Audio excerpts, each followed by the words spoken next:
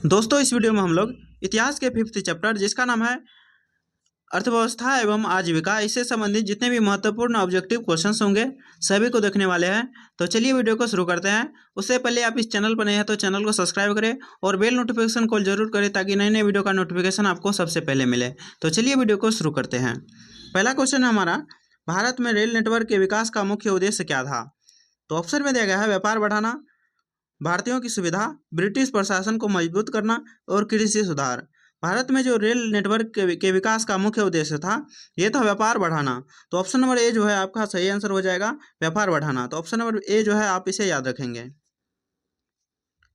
अगला क्वेश्चन है, भारत में चाय और कॉफी के बागानों को बढ़ावा किसने दिया? भारत में जो है चाय और कॉफी के बागानों को बढ़ावा किसने दिया? तो ऑप्शन में दिया गया है भारतीय व्यापारी, जमींदार, ब्रिटिश उपनिवेशवादी और मुगल शासक। किसने बढ़ावा दिया भारत में चाय और टी के बागानों को? तो यहाँ पर जो है आपका सही आंसर चाय कॉफी के बागानों को किसने बढ़ावा दिया? तो सही आंसर हो जाएगा ब्रिटिश उपनिवेशवादी ने। तो ऑप्शन नंबर जो है सी आपका सही आंसर हो जाएगा, ब्रिटिश उपनिवेशवादी ने। इन्होंने चाय और कॉफी के बागानों को बढ़ावा दिया। अगला क्वेश्चन है, रैयतवाड़ी व्यवस्था कहाँ लागू की गई थी?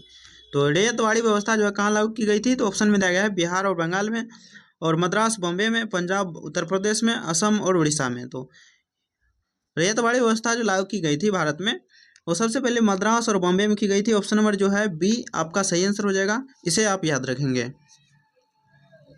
अगला क्वेश्चन है, नील विद्रोह कब हुआ था? नील विद्रोह कब हुआ था? तो ऑप्शन में दिया गया है 1847 में, 1859 में, 1865 में, 1877 में। तो नील विद्रोह जो हुआ था ये हुआ था आपका 1869 ईस्वी में। ऑप्शन नंबर बी जो है आपका सही आंसर हो जाएगा, 59 ईस्वी में हुआ था, 1859 ईस्वी में। तो आप इसे याद रखेंगे।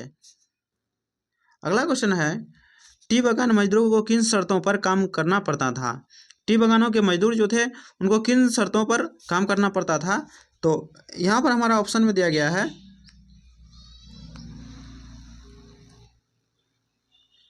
अगला क्वेश्चन है, टी बागानों के मजदूरों को किन शर्तों पर काम करना पड़ता था?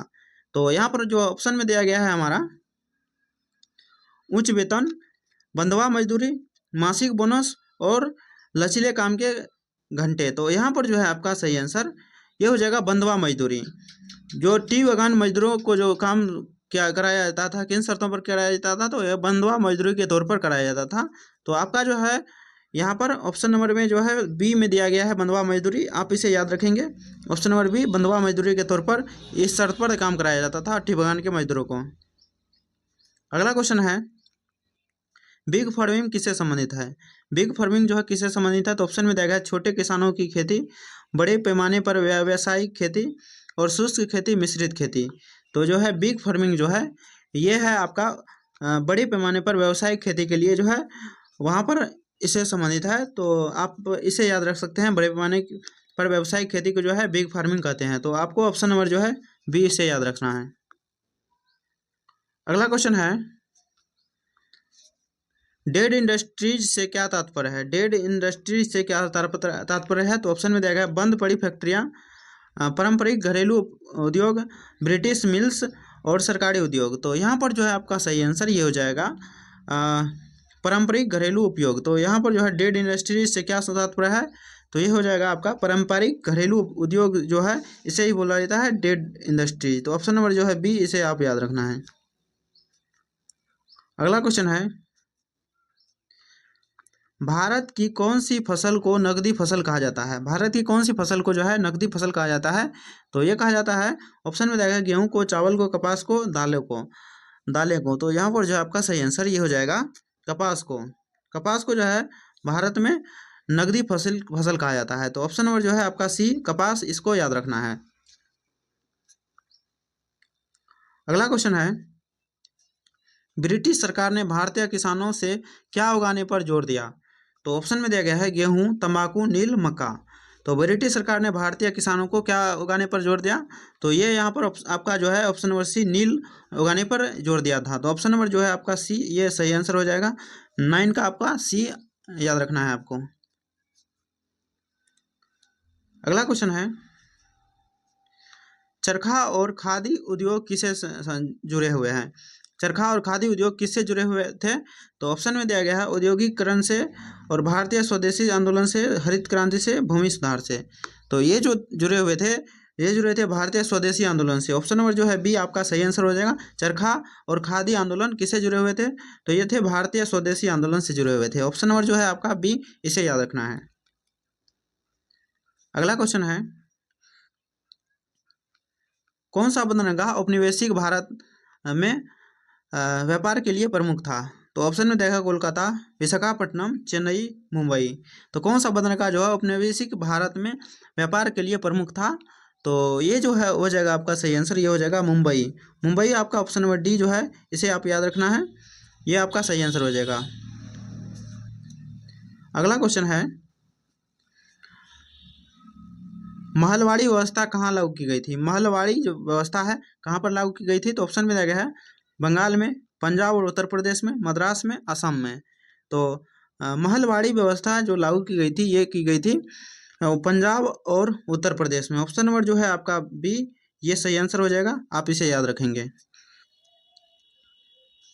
अगला क्वेश्चन है, ब्रिटिश शासन के तहत भारतीय किसानों की स्थिति कैसी थी? ब्रिटिश शासन के तहत भारतीय किसानों की स्थिति कैसी थी? तो यहाँ पर जो है आपका सही आंसर ये हो जाएगा, आर्थिक रूप से कमजोर थी। ऑप्शन नंबर बी आपका सही आंसर हो जाएगा। समृद्ध नहीं थी, स्वतंत्र नहीं थी, सुरक्षित नहीं थी, यहाँ पर जो है आर्थिक रूप से कमजोर थी। तो ऑप्शन नंबर बी को जो है आप याद रखेंगे। अगला क्वेश्चन है हमारा, भारतीय रेलवे की स्थापना किस वर्ष हुई थी? तो ऑप्शन में देगा 1848 में, 1853 में, 1869 में, 1875 में। तो भारतीय रेलवे की जो स्थापना हुई थी, ये हुई थी 1853 में। ऑप्शन नंबर जो है आपका बी, ये सही आंसर हो जाएगा। 1853 में जो है भारतीय रेलवे की स्थापना हुई थी। तो ऑप्शन नंबर जो है आप बी, इसे याद रखेंगे। अगला क्वेश्चन है, डांडिया चलो आंदोलन किससे जुड़ा हुआ था? तो ऑप्शन में दिया गया है चाय बागान मजदूर से और खादान मजदूर से, नील की खेती, कपास उत्पादन। तो यहाँ पर जो है आपका सही आंसर ये हो जाएगा, नील की खेती से। तो ऑप्शन नंबर जो है सी, आप इसे याद रखना है। डांडिया चलो आंदोलन किससे जुड़े हुए थे? तो नील की खेती से। तो ऑप्शन नंबर सी, आप इसे याद रखना है। अगला क्वेश्चन है, औपनिवेशिक भारत में किस फसल का सबसे ज़्यादा निर्यात होता था? तो जो है औपनिवेशिक भारत में जो है कौन सा फसल का जो है सबसे ज़्यादा निर्यात होता था? तो ऑप्शन में देगा जूट का, कपास का, गन्ना का, चावल का। तो यहाँ पर जो है आपका सही आंसर ये हो जाएगा कपास का। ऑप्शन नंबर जो है बी, आप इसे याद रखना है। औपनिवेशिक भारत में किस फसल का सबसे ज़्यादा निर्यात होता था? तो ये होता था कपास का। तो ऑप्शन नंबर बी, आप इसे याद रखेंगे। अगला क्वेश्चन है हमारा, भारतीय हस्तशिल्प उद्योग का पतन क्यों हुआ था? तो यहाँ पर जो ऑप्शन में दिया गया है भारतीय हस्तशिल्प उद्योग का पतन क्यों हुआ? तो ऑप्शन में देगा स्थानीय बाजार की वृद्धि, ब्रिटिश मशीनों से प्रतिस्पर्धा, भारतीय व्यापारियों की हड़ताल, सरकारी समर्थन की कमी। तो यहाँ पर जो है आपका सही आंसर ये हो जाएगा, ब्रिटिश मशीनों से प्रतिस्पर्धा जो है वही हो गया। इसी कारण से जो है भारतीय हस्तशिल्प उद्योग का पतन हो गया ब्रिटिश मशीनों के कारण।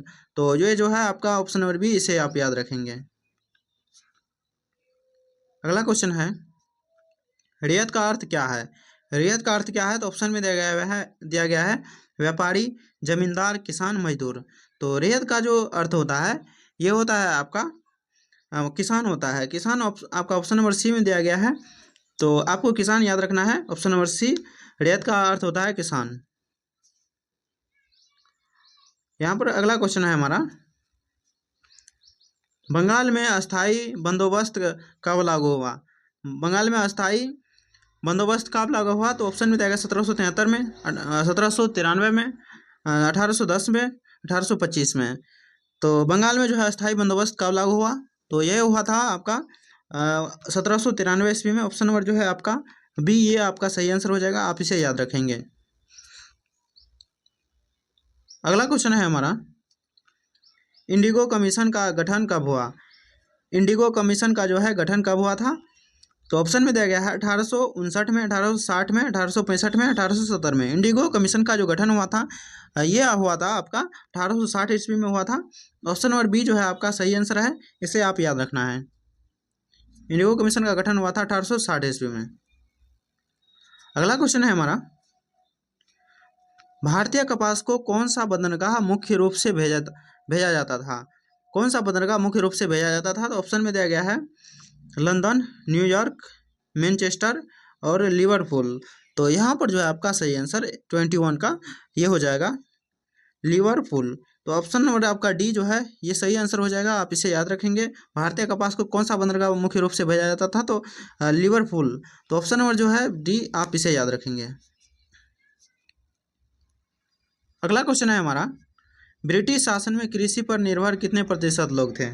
कितने प्रतिशत लोग जो थे कृषि पर निर्भर थे? तो ऑप्शन में दिया गया 30%, 50%, 70%, 90%। तो यहाँ पर जो है आपका सही आंसर ये हो जाएगा 70%। ऑप्शन नंबर जो है सी, आप इसे याद रखना है। ब्रिटिश शासन में कृषि पर निर्भर कितने प्रतिशत लोग थे? तो ये 70% आदमी थे जो कृषि पर निर्भर थे। अगला क्वेश्चन है हमारा, टी गार्डन लेबर एक्ट कब लागू हुआ? टी गार्डन लेबर एक्ट कब लागू हुआ? तो ऑप्शन में दिया गया है 1850, 1863, 1880, 1895। तो यहाँ पर जो है आपका सही आंसर ये हो जाएगा 1863। टी गार्डन लेबर एक्ट जो लागू हुआ था ये होता है 1863 में लागू हुआ था। ऑप्शन नंबर बी जो है आपका सही आंसर हो जाएगा, आप इसे याद रखेंगे। अगला क्वेश्चन है हमारा, औपनिवेशिक भारत में किस उद्योग से सबसे ज़्यादा नुकसान हुआ? औपनिवेशिक भारत में किस उद्योग को सबसे ज़्यादा नुकसान हुआ था? तो ऑप्शन में देगा लौह इस्पात, जूट, हस्तकरघा, चाय। तो यहाँ पर जो है आपका सही आंसर ये हो जाएगा, किस उद्योग को हुआ था? तो हस्तकरघा, जिसे हाथ से भी कोई सामान बनाया जाता था जैसे कपड़ा, तो उसको सबसे ज़्यादा नुकसान हुआ। औपनिवेशिक भारत में जो है इस उद्योग को सबसे ज़्यादा, जो हाथ से चरखा से बनाया जाता था, कपड़ी सूती काटा जाता था, उसको सबसे ज़्यादा नुकसान हुआ। तो ऑप्शन नंबर सी जो है आप इसे याद रखेंगे। अगला क्वेश्चन है हमारा, कौन सा आंदोलन औद्योगिक उत्पादन को बढ़ावा देने के लिए शुरू किया गया था? कौन सा आंदोलन जो है औद्योगिक उत्पादन को बढ़ावा देने के लिए शुरू किया गया था? तो ऑप्शन में दिया गया होम रूल मूवमेंट, स्वदेशी आंदोलन, असहयोग आंदोलन, भारत छोड़ो आंदोलन। ये जो है आपका सही आंसर ये हो जाएगा स्वदेशी आंदोलन। ऑप्शन नंबर जो है बी, ये आपका सही आंसर हो जाएगा। कौन सा आंदोलन औद्योगिक उत्पादन को बढ़ावा देने के लिए जो है शुरू किया गया था? ऑप्शन नंबर आपका जो है बी, स्वदेशी आंदोलन शुरू किया गया था। ऑप्शन नंबर जो है आपका बी, ये सही आंसर हो जाएगा। अगला क्वेश्चन है हमारा, ब्रिटिश सरकार ने किसानों पर कौन सा कर लगाया था? तो ऑप्शन में दिया है उत्पादन कर, भूमि कर, निर्यात कर, व्यापार कर। तो ये जो लगाया गया था ये लगाया गया था भूमि कर। ऑप्शन नंबर जो है बी आपका सही आंसर हो जाएगा। ब्रिटिश सरकार ने किसानों पर भूमि कर लगाया था। तो ऑप्शन नंबर जो है आपका बी, ये सही आंसर हो जाएगा। अगला क्वेश्चन है हमारा, भारत में सेंटर ऑफ कॉटन रिसर्च कहाँ स्थित है? सेंटर ऑफ कॉटन रिसर्च कहाँ स्थित है? तो ऑप्शन में देगा नागपुर में, मुंबई में, अहमदाबाद में, मद्रास में। तो भारत में सेंटर ऑफ कॉटन रिसर्च जो स्थित है ये है आपका नागपुर में स्थित है। तो ऑप्शन नंबर ए, आप इसे याद रखेंगे। अगला क्वेश्चन है हमारा, किसे नील दर्पण का लेखक माना जाता है? किसे नील दर्पण का लेखक माना जाता है? तो ऑप्शन में देगा ईश्वर चंद्र विद्यासागर को, बंकिम चंद्र चट्टोपाध्याय को, और दीनबंधु मित्र को, रविन्द्रनाथ टैगोर को। किसे नील दर्पण का लेखक माना जाता है? तो यहाँ पर जो है आपका सही आंसर ये हो जाएगा दीनबंधु मित्र को। ऑप्शन नंबर जो है आपका सी, ये सही आंसर हो जाएगा, आप इसे याद रखेंगे। अगला क्वेश्चन है हमारा, कुली लाइन्स किससे संबंधित है? कुली लाइन्स किससे संबंधित है? तो ऑप्शन में ग्रामीण कृषि श्रमिक से, चाय बागान श्रमिक से, रेल निर्माण मजदूर से, कपड़ा मिल मजदूर से। कुली लाइन्स किससे संबंधित है? तो ये है आपका चाय बागान श्रमिक से। ऑप्शन नंबर जो है बी, आप इसे याद रखेंगे। ऑप्शन नंबर बी आपका सही आंसर हो जाएगा। अगला क्वेश्चन है हमारा, अंग्रेजों ने किस नीति से किसानों को नील उगाने के लिए मजबूर किया? तो किस नीति से जो है अंग्रेजों ने किसानों को नील उगाने के लिए मजबूर किया? तो ऑप्शन में देगा फोर्स्ड लेबर और tea garden policy, blue revolution और प्लांटेशन सिस्टम। तो यहाँ पर जो है आपका सही आंसर ये हो जाएगा 30 का प्लांटेशन सिस्टम के तहत। ऑप्शन नंबर जो है डी आपका सही आंसर हो जाएगा। अंग्रेजों ने किस नीति से किसानों को नील उगाने के लिए मजबूर किया? तो प्लांटेशन सिस्टम से। तो ऑप्शन नंबर डी जो है आपका सही आंसर हो जाएगा, आप इसे याद रखेंगे। यहाँ से हमारा क्वेश्चन होता है खत्म। यह वीडियो यदि आपको पसंद आया तो वीडियो को लाइक करें और ऐसे ही वीडियो पाने के लिए हमारे इस चैनल को सब्सक्राइब करें और बेल नोटिफिकेशन कॉल जरूर करें ताकि नए नए वीडियो का नोटिफिकेशन आपको सबसे पहले मिले। और यदि आप इसका PDF लेना चाहते हैं तो आप हमारे टेलीग्राम ग्रुप में जुड़ सकते हैं, वहाँ से आप PDF मिल जाएगा वहाँ पर आपको। आप वहाँ जुड़ने के लिए, टेलीग्राम में जुड़ने के लिए आपको डिस्क्रिप्शन बॉक्स में दिया गया लिंक है, वहाँ पर क्लिक करके आप जा सकते हैं। तो मिलते हैं अगले वीडियो में, तब तक के लिए जय हिंद।